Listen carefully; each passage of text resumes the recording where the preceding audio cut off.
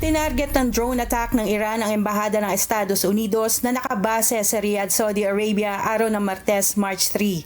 Ayon sa Saudi Arabia Defense Ministry, walang naiulat na nasawi sa nangyaring pag-atake ng Iran sa US Embassy at nagdulot lamang ng bahagyang sunog.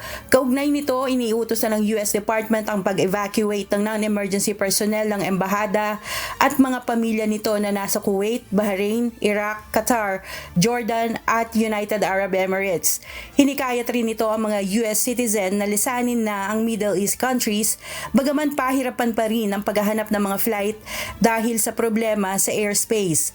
Sa ngayon ay patuloy ang mga pagsabog sa Tehran dahil sa mga pag-atake ng US at Israel.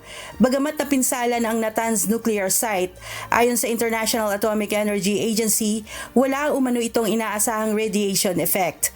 Samantala, inanunsyo na rin ng Iran na sarado ang Strait of Hormuz at nagbantang susunugin ang mga barkong dadaan doon. Ito ang dahilan ng pinangangambahang pagsipa ng presyo ng langis sa buong mundo. Dahil sa nagpapatuloy na sagupaan sa ngayon, ay umaabot na sa hindi bababa sa 787 ang namatay sa Iran ayon sa Iranian Red Crescent, habang 11 naman ang napatay sa Israel at 6 na Amerikanong sundalo ang kumpirmadong nasawi. Kath Carriedo, humahataw sa Balita Ngayon.